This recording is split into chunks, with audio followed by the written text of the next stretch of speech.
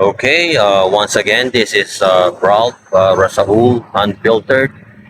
So as usual, no, pauwi, gagawa tayo ng simple content. Or at least may share man lang natin yung mga nababasa natin sa mga libro. Kung hindi nyo na itatanong mga matitibay, isa sa mga libangan ko talaga is yung bumili ng mga libro. So ever since, mahilig akong magbasa. Kung pupunta kayo sa bahay namin, marami akong mga naipon na libro doon. So, maliban sa personal na karanasan, nababasa ko yung mga nai-share ko is according din sa mga books na nababasa ko. So, isa nga sa nabasa kong book, ang author nun is si Norman Vincent Peale.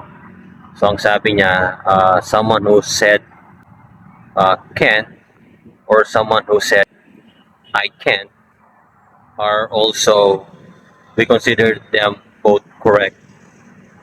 So, hindi kasi natin pwedeng sabihin na porket nag-no siya or sinabi niya na hindi niya kaya, tapos yung iba sinabi nila kaya nila, mali na yung isa. Kasi sometimes, we need to put our own shoes on the respective person. Kumbaga, dapat i- i-match mo rin kung saang anggulo niya nakikita yung isang problema or saang anggulo niya nakikita yung isang bagay.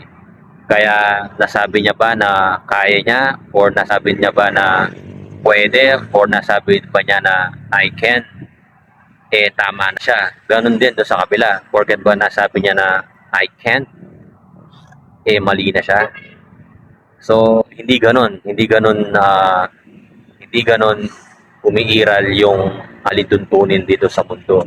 So, ang pinupunto niya lang, lahat tayo ay may kanya-kanyang perspective sa buhay. So, hindi natin sila pwedeng isahin lang. Alright? Meron tayong sinasabi na idealistic, meron din sinasabi na realistic. So, hindi mo pwedeng laging pag-isahin yun. So, dapat meron kang palaging pagkukumpara sa dalawa. So, again, hindi porket sinabi niyang I can or hindi porket sinabi niyang I can, mali na yung I can. So sometimes or almost of the time, they are both correct. Alright? So, matitibay. Thank you so much. Yeah.